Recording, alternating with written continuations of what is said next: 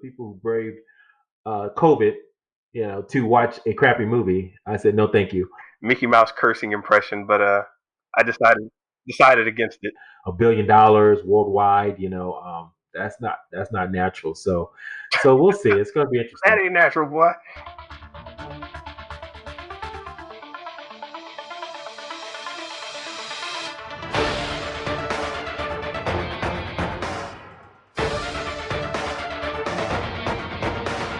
Hey everyone, welcome once again to Show versus Business, your weekly take on pop culture from two different perspectives. I'm your host Theo, and on the line I have the main man himself, Mr. Benja. What is up? What's going on, man? January keeps moving, 2021 keeps moving, and so are we. Hey, definitely. I'm so excited. This year so far has been interesting, just like 2020, but we're hoping that it's going to keep on moving forward. So before we begin, real quick, I just want to thank all the listeners. We just recently launched on a couple of weeks, and we already have about 25 downloads. So thank you. Please continue to share, like, and subscribe on Spotify, iTunes, and IG and Facebook groups. Just help us continue to grow. Yeah, I think our next milestone will be 100. So please, listen, give us feedback. We're listening to all your feedback. So thank you, everyone. Really appreciate it. So Ben, as far as this past week, it has been interesting. I mean, there's been a lot of great, interesting news that came out from the man himself, Mr. Feige. Oh, He of the Marvel Universe, yeah, the Marvel Cinematic Universe head honcho Feige has spoken from the mountaintop, and he said quite a few things. A lot of things came out. So one of the things he came out with, he said that Deadpool 3 will be rated R. What? Can you believe that? um, yeah, I'm glad they took that stance. I don't know how they're gonna brand it, if they're gonna drop the Disney logo, that they always throw in the Marvel products. But that's interesting. You liking that? Yeah, definitely. Uh, we'll see. It's gonna be interesting. Well, they got that uh Fox brand that they bought recently. They dumped the New Mutants out there, which we haven't talked about because I haven't even seen it yet, but Nobody's I seen heard it that. was trash. So I think they're gonna. I know a few. I saw some YouTube videos of people who braved COVID, to watch a crappy movie. I said no, thank you. So I think what we're seeing is, you know, Disney's thinking through their strategy beyond just family entertainment, and so this is a good thing. I mean, Deadpool has a brand. Ryan Reynolds has really brought that brand to the forefront, and so keeping it R rated is a good thing. But it's going to be interesting seeing Mickey Mouse cussing. So we'll see what happens. It's going to be one of I, those I was just interesting things. I was deciding over So here if I should try to do a Mickey Mouse cursing impression, but I decided against it. So another thing that came out, Chris Evans. They said he's coming back. You thought he was gone, but he's coming back as Captain America. What you think about that one? I don't. It's like uh, as Captain America, I don't even know. Um, I suspect people. These are Hollywood types, and they're trying to keep the whole vibe going on. So if you just say he's gone, I mean, he's not really gone, right? Well, what's her name from Wonder Woman? Linda Carter. From like the old six, Hmm. not 60s, 80s Wonder Woman. She shows up again in the movie. It's like, are these people really ever gone? So I don't know. He could be pulling a Stan Lee kind of cameo for all we know. Well, just like Iron Man, I don't think uh, Robert Downey Jr. will be back. I think he will be back as well. I mean, comic books have long established that characters you thought were dead are always coming back, and so and there's actually a case to bring him back, but as a different character with that the Hydra storyline they did with Captain America. I mean, spoiler alert. He came back as a bad guy, and so there was some hint that he was a sleeper agent for Hydra for many years, and so that was a storyline that was very controversial in the comic books that came out was that last year or a couple years ago, and so this could be an angle they're taking. Who knows? But it's gonna be interesting to see. And then the final news they saw, so now Marvel MCU is really focused on this whole kind of multiverse kind of strategy, and I guess Spider-Man, or I guess it's going to come out of Doctor Strange, right? And they're going to kind of split up the multiverse, and now they're bringing back all these Spider-Man, from Andrew Garfield to Tobey Maguire, and then of course the current one, Tom Holland, and they're talking about and I think they mentioned that Charlie Cox, who played Daredevil on the Netflix show, was seen on set. I mean, wow, everybody's excited. He was seen on set. So, well, stop the damn presses, right? He Because we he saw he him drank on set. coffee and shook someone's So, hand. Oh my god. so once again, Marvel is putting the really cranking it up after last year. Really, they didn't release any movies. There was nothing that came out from them really last year. So it looks like that marketing machine is kind of Yeah, gearing back real up. quick though, do you think audiences care that much that we're seeing the same actors? Like, I mean, can you switch out a Spider-Man and just make a better story, or can you drop what's War Machine? Don Cheadle and old boy got dropped out. Hmm. Terrence Howard. Yeah, Terrence Howard. Terrence Howard.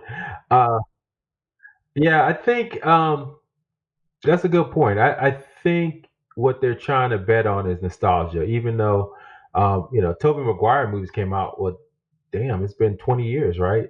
So that's a long time, So they're trying to tap into like, hey, this is my Spider-Man, right? I remember growing up, and we were so hyped when we saw a Spider-Man movie, and he was great. And so, they're trying to probably tap into that. You have affinity for the, a character and an actor that played that character a certain way. So I think that's kind of what they're tapping into when they bring these actors back. But yeah, we'll see. I mean, it's interesting. It's cool. I mean, it's kind of like remember back in the day where they had comic books where they had DC and Marvel get together, and they had like Yeah, yeah. Superman fighting the Hulk, or you had like Wolverine and Spider-Man getting together. It's kind of like that to me. It's like, okay, well, cool. You got these big time movie studios collaborating, say, hey, let's just make it all one big universe and make it fun. So I think that's kind of Yeah. cool. I don't know. Maybe I'm too much of a robot mindset type of dude. I just, actor A, actor B. I don't give a shit. Just make a good story. Um, Well, we were going to talk about this in the show notes, but I mean, this whole thing about not going to recast uh, Black Panther, right? With the tragic passing of Chadwick Boseman.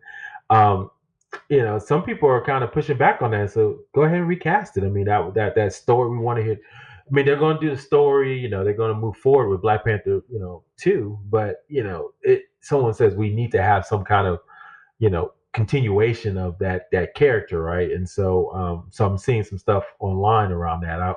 So my thought on it is, if it's a great story, why not? I mean, things can be recast all the time. So, but I get why people are emotional about it. But we definitely want to see more stories, and we don't want to just say, hey, it's Black Panther 2.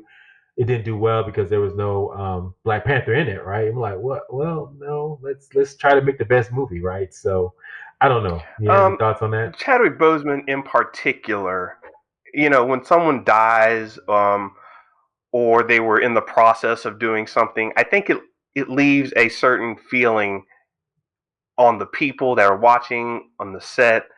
So that's a little more difficult to change, you know. Um, but if you're telling a story and a character a character changes, I mean, I think that's if your story is going along well enough, you do it. But for Chadwick Boseman and Black Panther, eesh, you're no answer is a correct answer. That you can't really get to Hmm. a proper portrayal of what everybody's expecting for Black Panther, just because of the way he passed away, the way he touched people, his classic performance and everything that he did for the show, that's going to be hard to do. So I'm really interested in finding out how they make that transition. No, well said, well said. I saw a show years ago on a smaller scale where the main actor was called Spartacus. I don't know if you watched that show. It was on Stars like years ago. Yeah, it's on I love that show. that's a good show. It's on Netflix. Thank you. Okay. Yeah. Yeah, it's on Netflix now. Yeah, but years ago it was on Stars.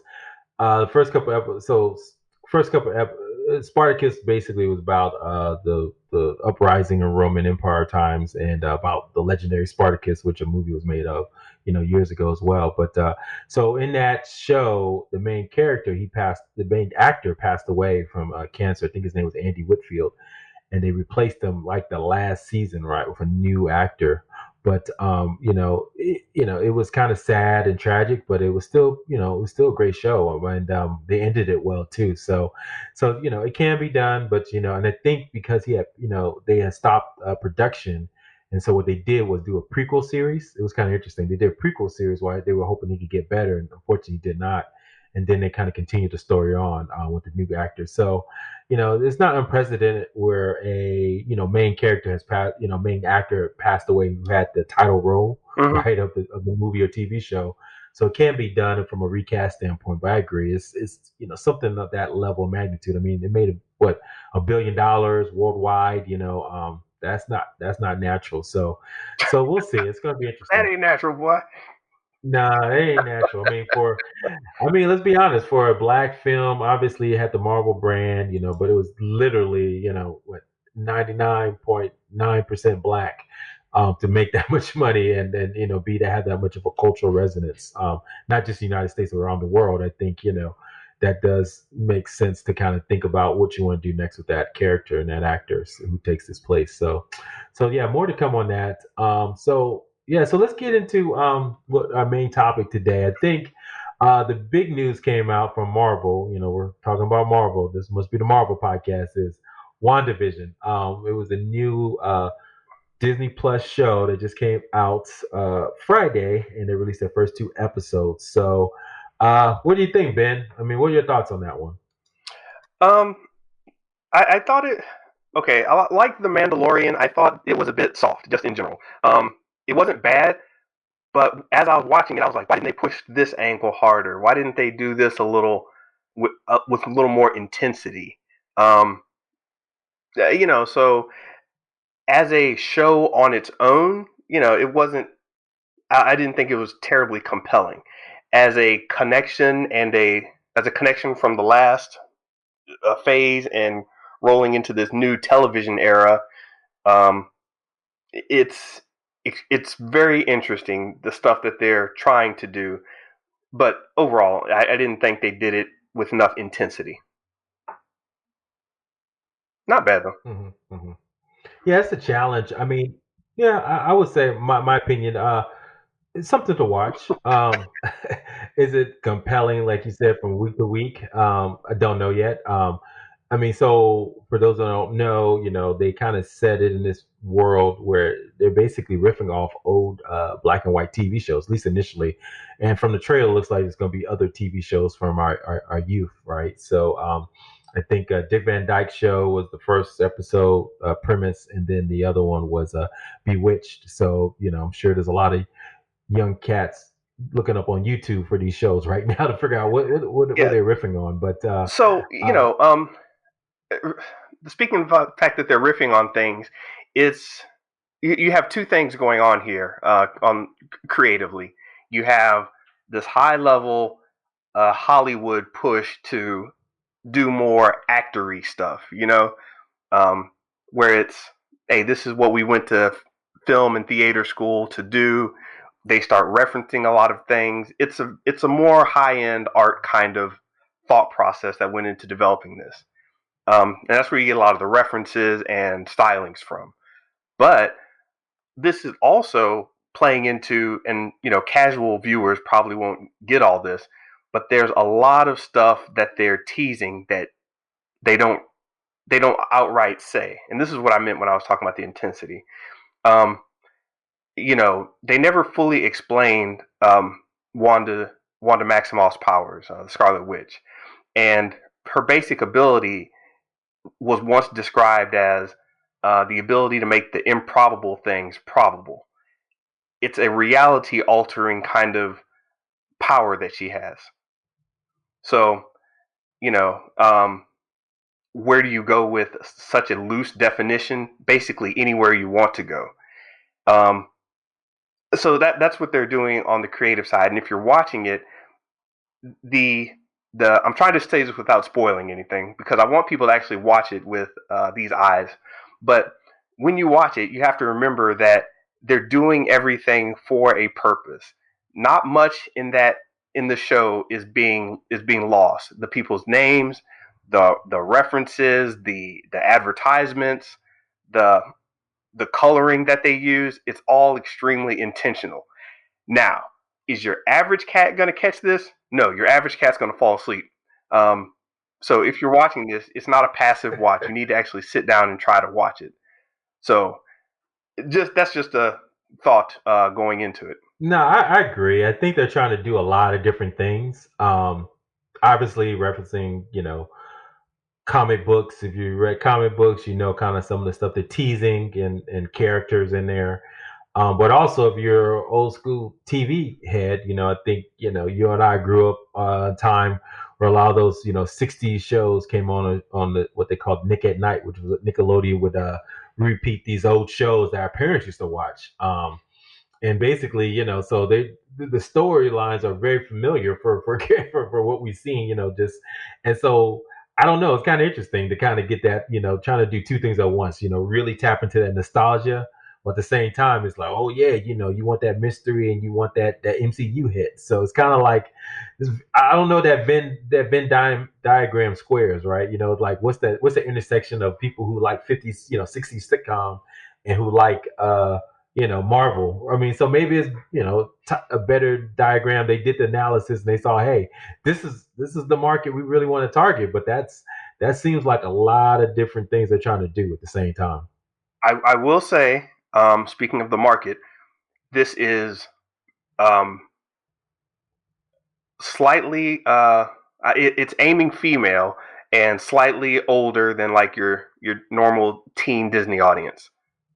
Um, and I'll say that with pretty high confidence that they're going into it.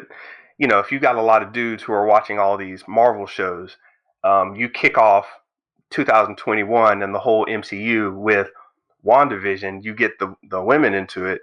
Um, it's definitely a lot of, I mean, it's Wanda and Vision, in love, married. There's a big theme of having children. Um, and this isn't what I'm saying. You do a Twitter search on WandaVision, this is what you're going to see. It's going to skew highly female. And that's an interesting strategy, too. I don't know what you think about that from the strategy aspect. You know what? That's a good point. That's a great point because think about it. I don't know if this was the first one they were going to release. I thought it was like going to be the Winter Soldier and Falcon, right? Because that was more action packed, something similar to what we're used to from Marvel. But you're right. Even when the Mandalorian came out on this week to week strategy, at least there was action. Every episode it was like, hey, we're gonna see something, right? Even though the story may be slow a little bit, we're gonna see the Mando do something. This one is definitely not action packed at all, right? It's kind of like how in comic books they would have that section where like the little girly comic books and they would talk about their friends and hanging out at the mall. So it's kind of like that's the section of comic book, right? You're like, okay, I get why they Yeah. have them, but that's not for me. I want to go read the Avengers, right? So this is kind of like that slice of life type comic book, right? That they're kind of putting out there, and this is their first stab, putting it out there. So you're right. I never thought about that, but I think, they are going after a certain market, trying to expand the fan base. But is that going to be enough to keep people, week to week? And so the jury's still out. I don't I don't think they have to. I mean, do you want to jump into the whole week to week thing now? Yeah, yeah, yeah. So okay, so let's get into this debate. I guess what we're trying to understand today. I think do we believe the weekly releases are good? And so, so not just WandaVision, but obviously there's other shows that are starting to do this week to week release. When we first got streaming services, remember everything was just like, yeah, just mainline it, right? Here it is, everything at once. Stranger Things, and that was like a great strategy and got people hooked on these shows. But now they're moving back into this, week to week release. The WandaVision, there's a show I love called The Expanse on Amazon Prime. The Boy is interesting. It was an all at once release when the first season, second season went back to week to week. So weekly releases. Do you think it's good? Um, uh, Weekly, you have the chance for a lot of garbage, just to sneak through. Because if a show keeps promising something, it's like, wait, wait, wait, it's gonna get good in episode 7, and you're like, dude, it's a 9 episode season. What are you talking about?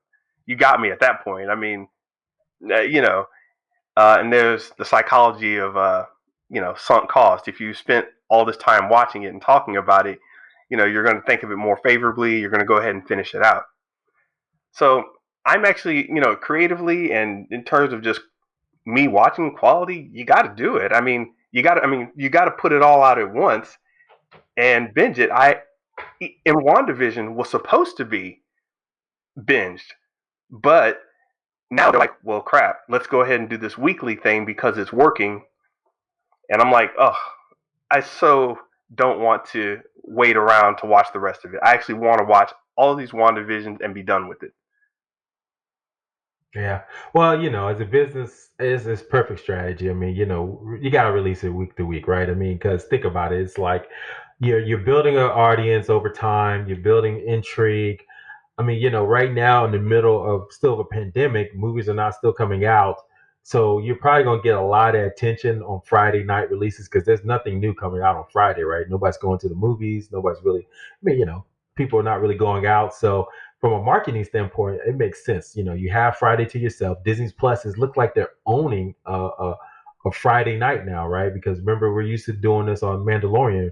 For instance, my kids, we watched it anyway because it's like, okay, this is what we do. Friday nights, we watch something on Disney Plus, and so they're starting to build a habit. And now, people are going to be like, well, I don't know what's on nothing on, but I guess we're going to watch Disney Plus tonight. So I think it's brilliant strategy. And then not only that, the second point is that you have all these podcasters, blog posts, entertainment media. Now they got something to talk to week and build content. It's all about content creation. So you can create memes now, if it's something interesting. Because think about what happened with Mandalorian, right? When it came out week to week, Baby Yoda came out that first episode. The damn internet lost his mind, right? Everybody was out there with Baby Yoda this, Baby Yoda that, man. I mean, it's it was going bananas. A friend of mine messaged me when the Mandalorian came out. I said she should watch it, and this was after Jeff told me about his wife's reaction, and I was like, really? It's hitting women like that? And he's like, yeah, man. I had to drag her through the entire um, first bit until we got to Baby Yoda, and then she got it, and I was like, okay, whatever.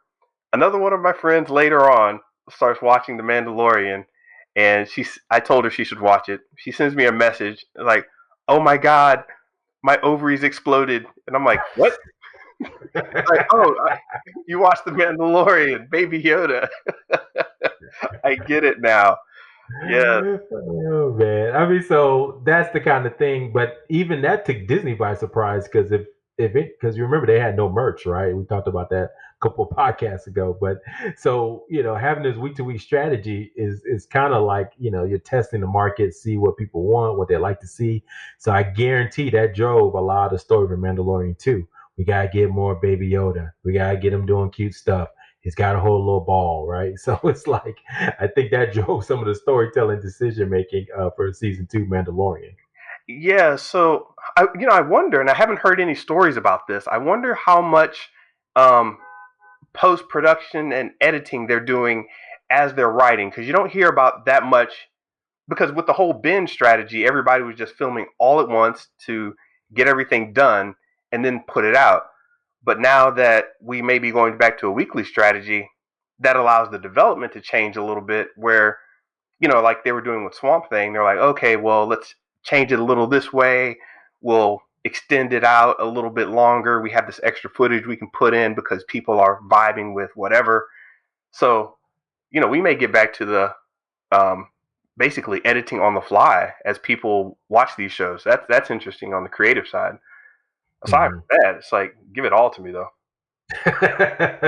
No, it sounds like you're coming to my side. I hear that. Oh, You're starting to see the business side of this, man. Yeah, I mean, you're testing the market, you're building memes, you're building excitement, you're probably growing your audience week over week, man. I mean, look, where are people gonna go? I mean, I think at one time it was new. Netflix kind of cornered the market on this binging strategy, and they kind of got people in the habit of that. But now there's so many streaming services, they're like, hey, we don't really have to do this binging thing anymore. That's just what Netflix did to get attention. So now we have our own content. We got the best content in the world, so people gonna come see us anyway. I mean, if WandaVision came out every 2 weeks, I'm sure people will go watch it. I mean, it's like an event, right? So I think that's just what Disney does. They do event viewing, appointment viewing better than anyone. all right. Has has Netflix released anything that you need to come back weekly for? They have, because of different license agreements. This is one show based out of Canada. I think they did on a weekly basis. But the only thing I've seen they've done a lot of weekly stuff on, where like they used to do a lot of talk shows. I think they got rid of that business. Like one of the guys from Daily Show, Hassan Minaj, he created a show that was weekly.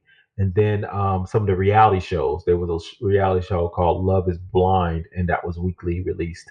But most of the TV shows, they just, hey, here it is. But it's gonna be interesting. To your point, um, are they going to do Stranger Things when it comes back out? Is that going to be bingeable, or is it going to be weekly? Because what a lot of folks do when they do these. And I'm surprised Mandalorian didn't have this, but when you have a weekly show, what do they always have? Like an after show, right? Oh yeah, let's talk about what happened in this show and explain to you every little detail of every scene, kind of like The Walking Dead, right? It's like they want to watch, they want to talk about every little kill.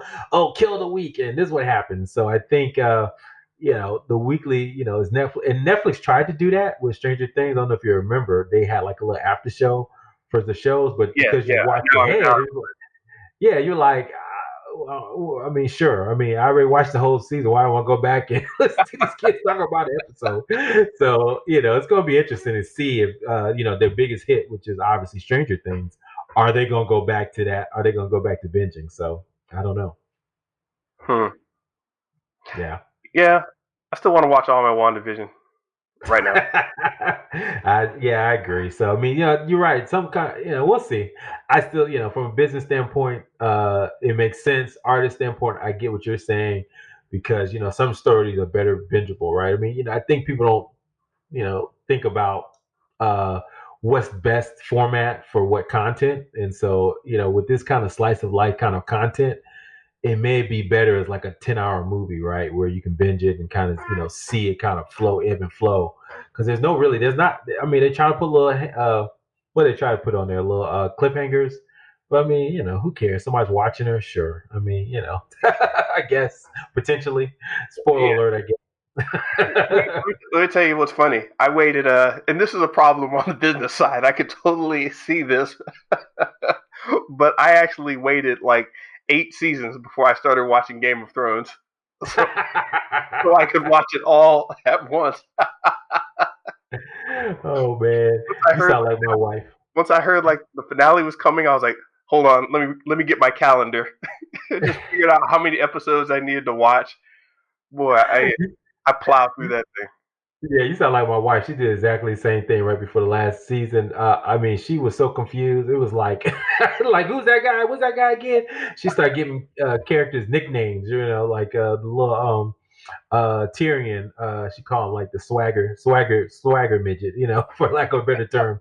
So she was just, she couldn't remember names because it was so fast, right? So, but she caught up. But yeah, so we'll see, man. I think that's an interesting debate from that side.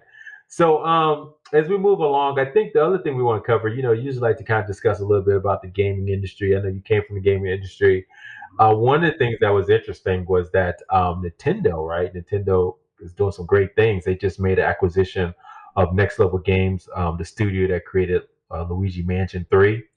And this is huge for them. I mean, Disney had a great year. Let's think about it. They had like a big hit in Animal Crossing, New Horizon, excuse me. I think that sold about 26 million copies. I think it was like the number three selling video game of the year, behind, of course, Call of Duty, the old reliables.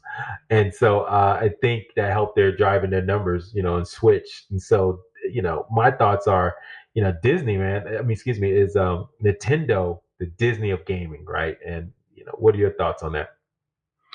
I like Nintendo. I always have. They have a very pure gamer spirit. They develop quality products. Um, they put out this, and this is largely because of Miyamoto and the people that they've built around their development studios.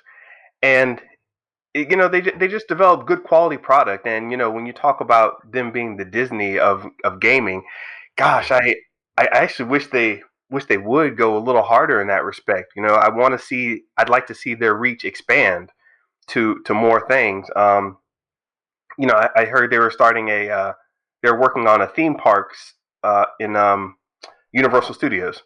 So part of Universal Studios would be like Nintendo World, and that got me just my mind racing. Like, oh God, finally we're gonna get Nintendo, this great property, this great institution or whatever, and we're finally going to see more of it. I've been waiting on this since I saw Mario and Super Mario Brothers on the NES.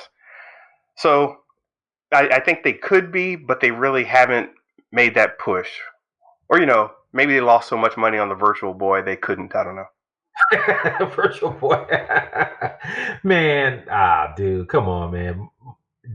Nintendo is the Disney of gaming. Think about it. They have a number one character, just like Disney has the mouse.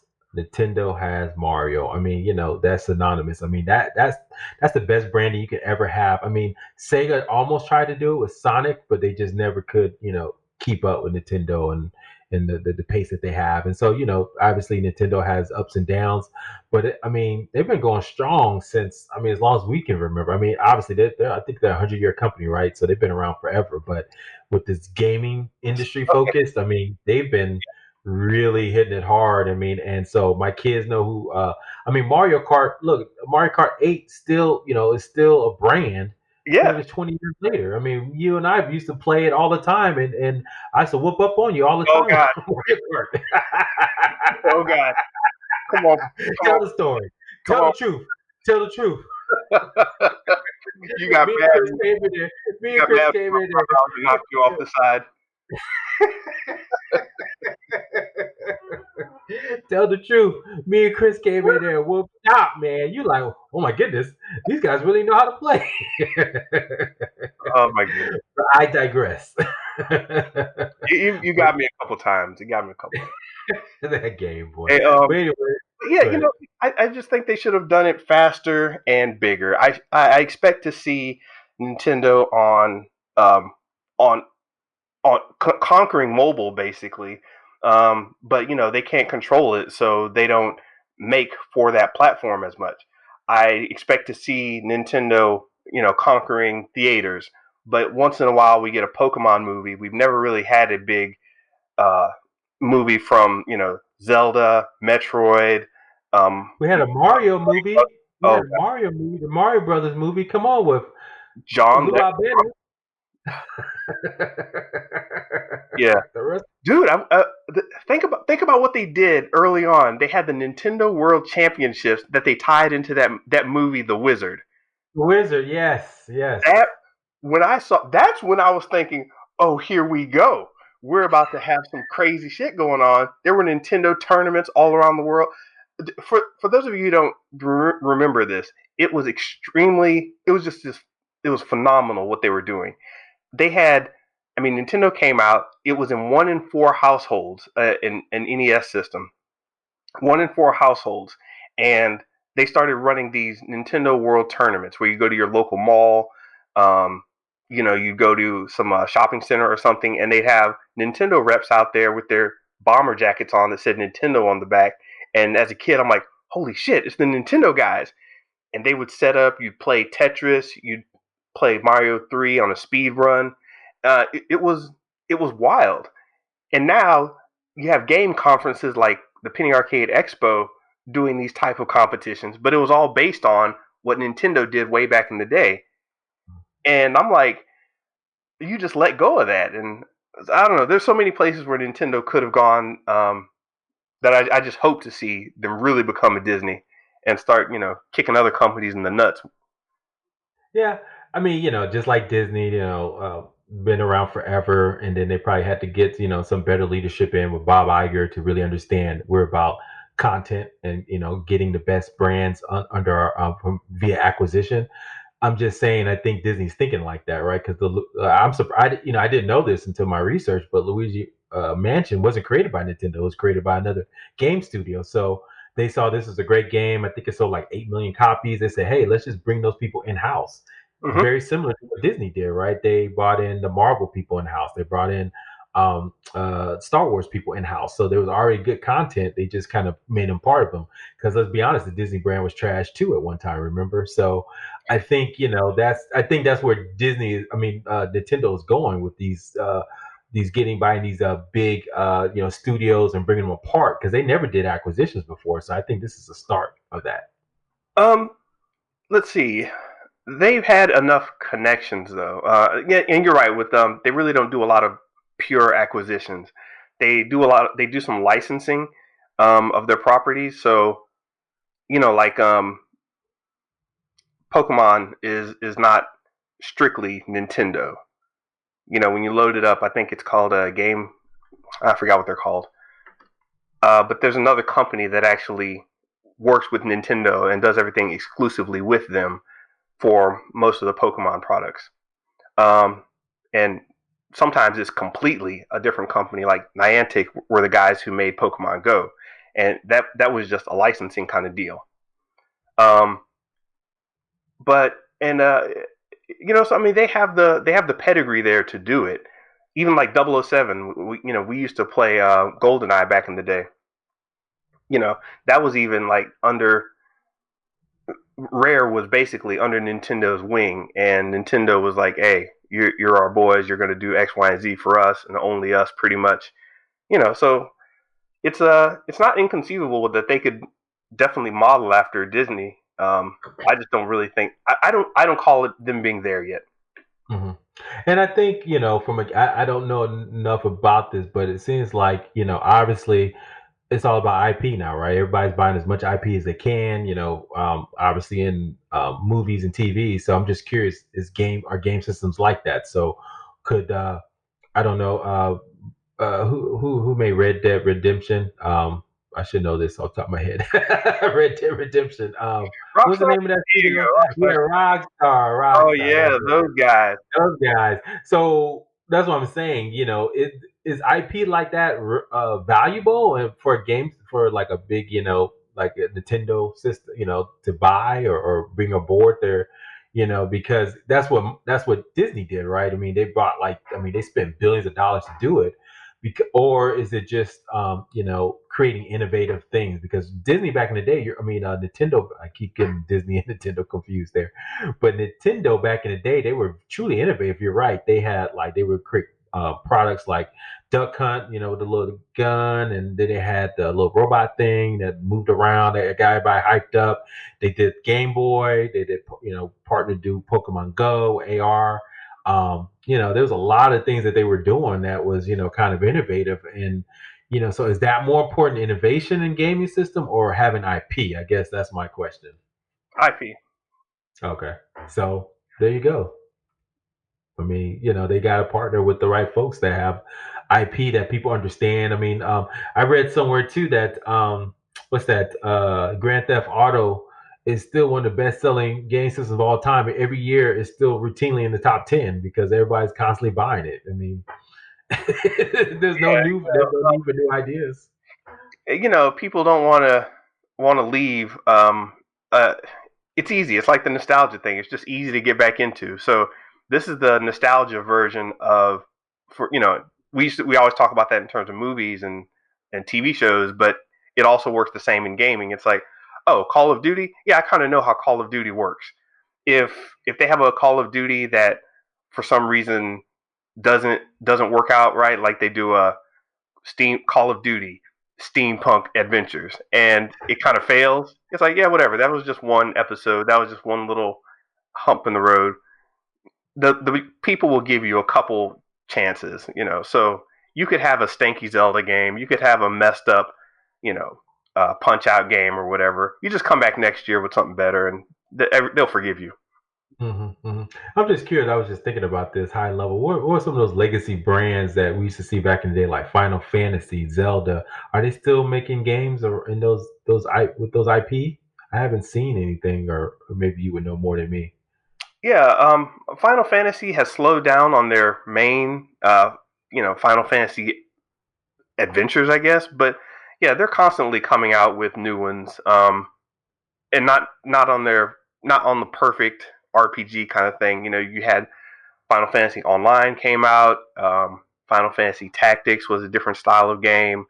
Metal Gear does a similar thing where you have Metal Gear, Metal Gear Solid, Metal Gear, um, you know Metal Gear Orange Soda. It's just whatever random stuff that the weirdos over at Konami decide to put out. Um, but yeah, it's all it's once they're trying to figure out with games how to spread their IP around. Hmm. Pokemon has done it extremely well because basically every Pokemon product is a winner. Um, and it jumps into different categories of games. And I don't think any other, I can't think of, I guess aside from Mario, you don't have any other property that really jumps across the board like that. And that is where Nintendo does shine. Back to your point about it being a Disney, they can really take these properties and put them anywhere. You can't just Hmm. take you can't just take a character from Grand Theft Auto and put him in like you know another type of game. It would feel weird, right?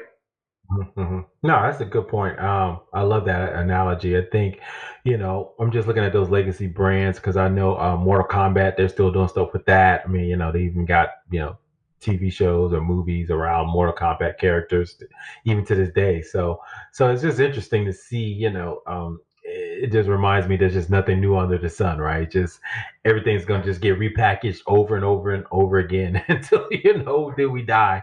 We're probably going to be watching Avengers 28, on our deathbed, right? So unfortunately.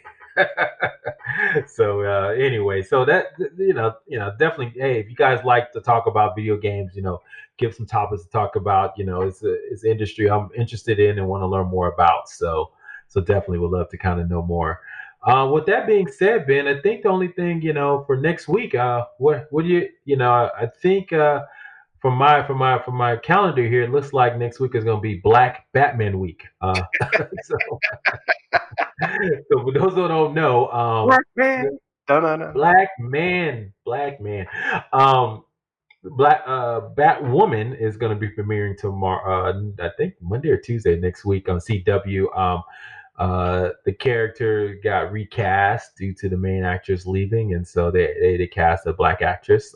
But I think she exists in DC though. I can't remember the character though, but I think she does exist in DC. But I don't think she ever donned the Batwoman cape. Do you know off the top Yeah, of your head? I'll look into that. I'm not sure. It's on. Yeah, so look, trust us, everyone. If they introduce a character in any of these shows, movies, even Avengers, whatever, WandaVision, they exist somewhere in in the comic book lore, guarantee. Because these has been going around for a long time, so don't trust. And if the character hits on TV or movies or whatever, trust you're gonna see it again and again. So anyway, Black Batwoman will be premiering this week, and then they got in the comic books. They have this new theme called Future State, where they're going to be introducing Lucius Fox's son. So for those that don't know, but I think if you watch the movies, Lucius Fox was depicted as Morgan Freeman, which is a black man. His son is obviously black, and so he is donning the cape and cowl as the new Batman for the future. So once again, Black Batman Week will start next week. So be prepared for that. I don't know why. And I don't know why that sounded funny when you just dubbed it as Black Batman Week, but that's comedy. yeah, it's coming, man. It's coming. We need Batman out there. I saw some memes, Batman out there, kicking butt at the Capitol. So, we all wish we could have Batman out there. But so it's gonna be interesting. Anything else you're looking forward to for next week? Uh, Unfortunately, WandaVision, I gotta wait. No, nothing new that I'm looking forward to. I'm just rolling with the new products and seeing what's happening. I'm good right now. I don't need too much new stuff. Yeah, I'm sure they're gonna find something. Last week was kind of slow too, but it was a lot of Marvel news, so I'm sure there's gonna be some news coming out. Unfortunately, because we don't have movies being released like that anymore, it seems like there's a lot of slow content. They're gonna try to get you excited about something that's not gonna premiere to like 2022, right? Sure. Tell us more, but so we'll keep you guys posted on all things. Maybe we'll do maybe a deeper dive on like a specific movie or TV show and kind of go in some of the economics around it and how that works. But we'll think of some a new series to kind of go through the economics of just pop culture in general as we kind of go through our weekly podcast. But that's it for me, Ben. If there's nothing else, any last words? No, just be sure to get at us on Instagram. We just started up our Facebook page, so you'll be able to contact us there. And yeah, keep in touch. Definitely, definitely. Well, thank you guys for the time. We'll see you next week. Peace. Thank you for listening to Show versus Business, your weekly take on pop culture. Please subscribe to this podcast at Apple, Spotify, Stitcher, or wherever else you listen to podcasts. Please like and subscribe to our Instagram page, Show versus Business, to get exclusive behind-the-scenes takes and upcoming episodes. Talk to you next time. Finish him!